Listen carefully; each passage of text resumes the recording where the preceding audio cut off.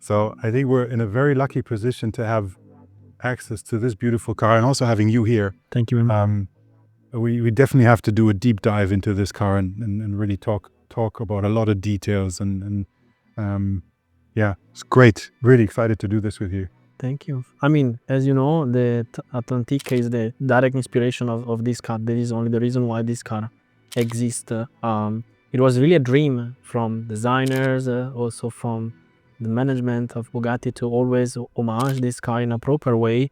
And in 2019, we came up with the idea of giving a proper respect and tribute to this car. You wonder which person has that kind of influence in the company. Yeah, someone really unbelievable that was able to really approve such a crazy project, because Bugatti was not used to those things. Yes, we did a few off. We did a more limited series with the 110, but then a pure one-off with also a special development for this only car that level. At this level of quality, of safetiness, but also performance. It was not foreseen. Nobody ever did it.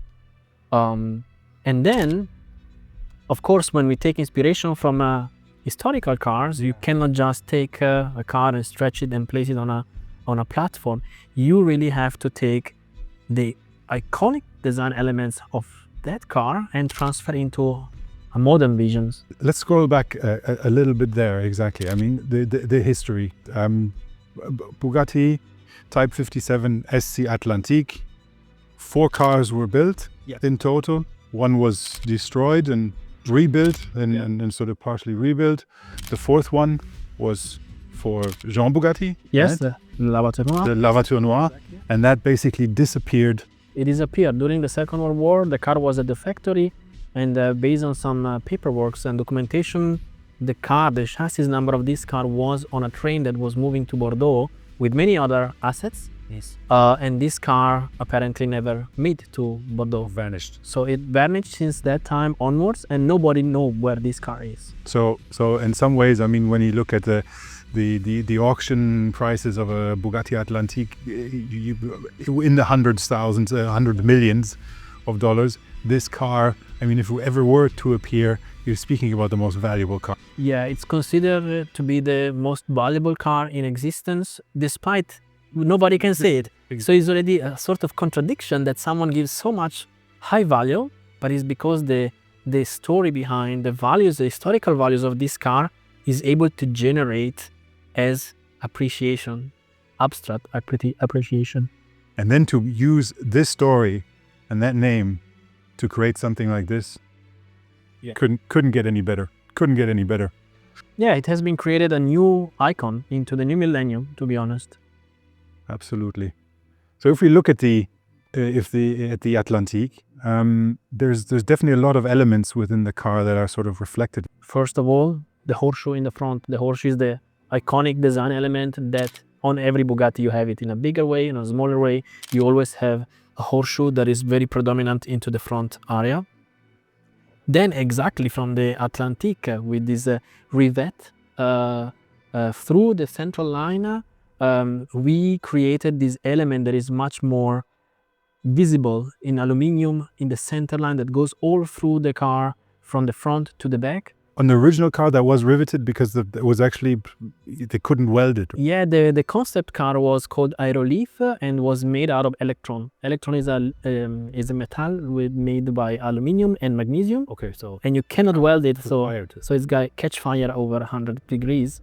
And then because this element was so iconic in the 30s, they wanted to keep it also in the production version, even though it was made in aluminium. Then we have the signature line that is always on the side of the car. But also what is really nice to see on this car is the fenders that are higher than the central part of the car. This was already a design element also from the Type 57S with the Surbase chassis and the higher fenders on the side. And if you look at it, I mean, from here compared to the Veyron or even the Chiron, you see how much longer the car from the front is. Guessing that's also an interpretation of the front engine Type 57. The vision of this Gran Turismo feeling to have a car with this extension in the front and have a front bonnet that is way longer compared to the normal Bugatti we are used to see since 20 years. When you really drive the cars, it really gives you the sensation to drive a Gran Turismo. It looks almost to have a front engine, even though you have the beast just behind you. Yeah, and then you mentioned here the signature line, very different than it is on the Veyron, on the Chiron, but of course still very visible.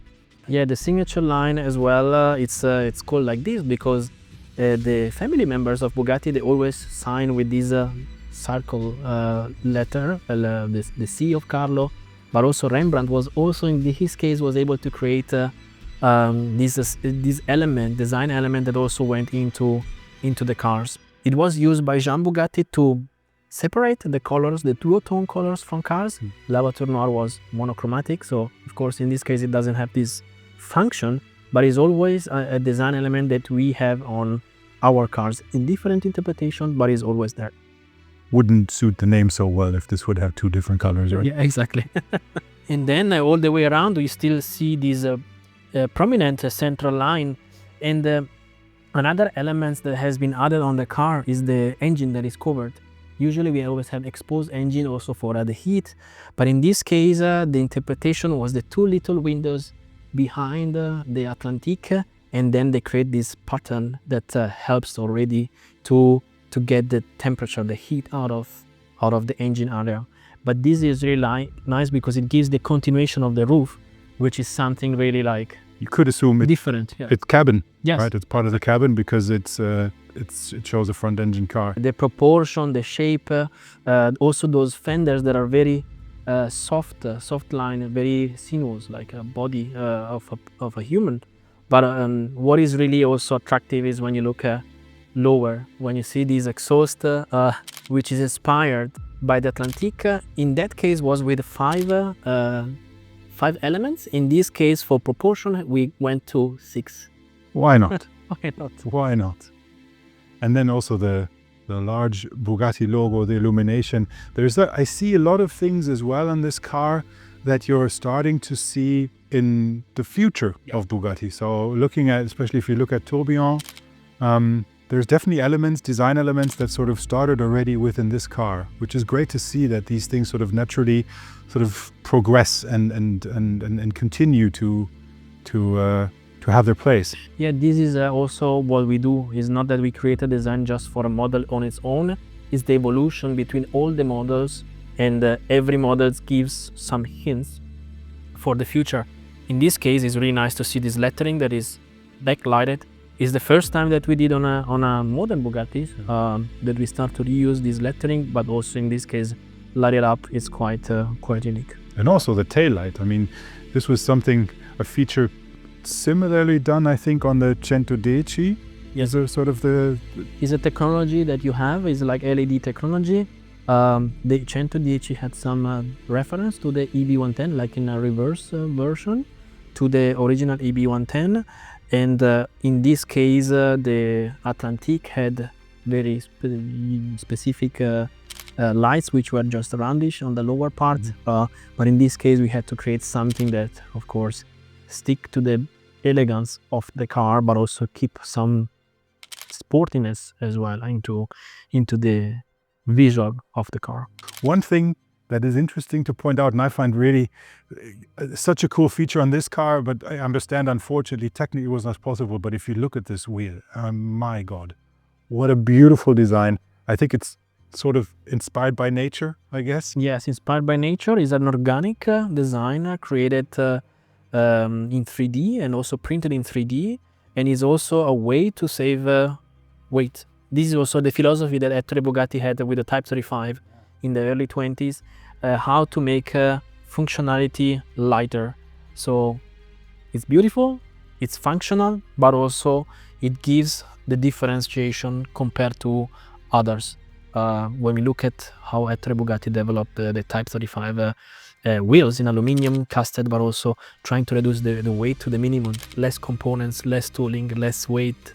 It was like already the vision there is transferred also to the modern cars, and this is the exact example that we can see in front of us. I mean, if I were to commission this car and I'd be shown this, and then I wouldn't be getting it, I would definitely be gutted.